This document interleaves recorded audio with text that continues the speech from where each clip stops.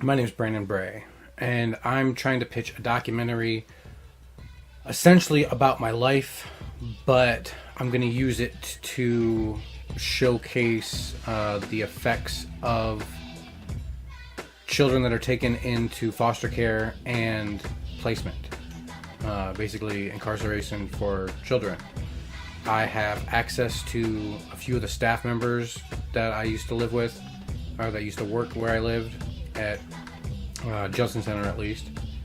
I have a few friends still from placement that I still know, and I have access to a few more, and I have access to one of the parents from the kid that I hung out with in placement, and I recently got in contact with my foster brother from 23 years ago. What I'd like to show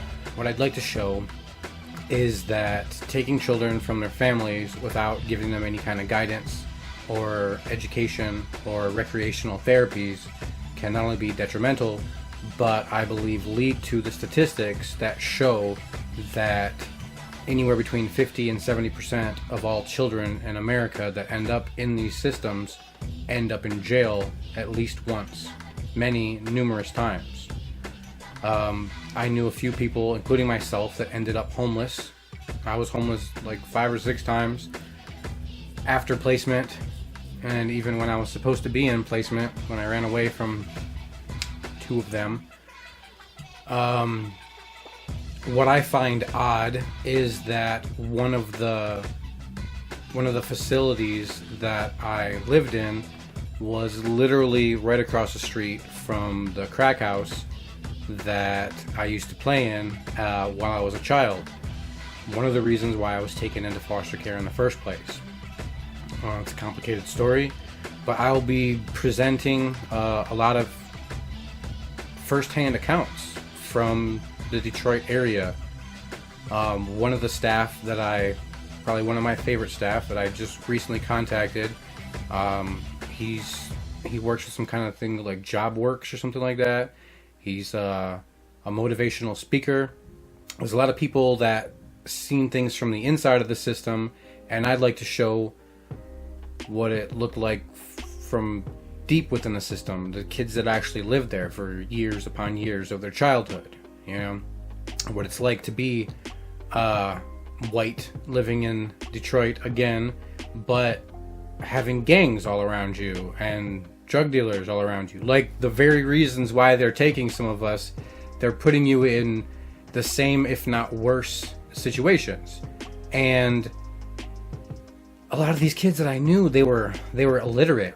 And if you look at the statistics of literacy in jail and mental illness, those are high too.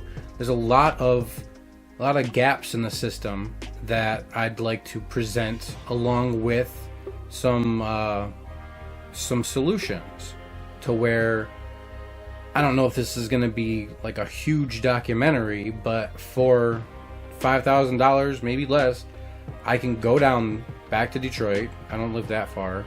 Get a hotel, talk to some of these people, interview some people that I knew in placement, my foster brother, some of the staff. I'll try to get a hold of some of the staff that work there currently, see if they'll let me talk to them and see what kind of issues that they still see after 20 years, from when I was there. I guarantee they're going to talk about funding a lot, that they're not really trained, in a lot of situations. They're not really trained to handle not only the amount of children, but the full educational, psychological tools that need to be given to these kids that, by all means should have been given to me at a young age. I was later diagnosed with paranoid schizophrenia. I exhibit traits of institutionalization. There's a lot of side effects from not only the abuse from my mom and the neglect from my mom and all that stuff, my father being murdered, but those effects, they're still being presented, if not heightened or worsened, in these systems. And I'd like to show as much of that as I can within a 90-minute documentary, along with the solutions.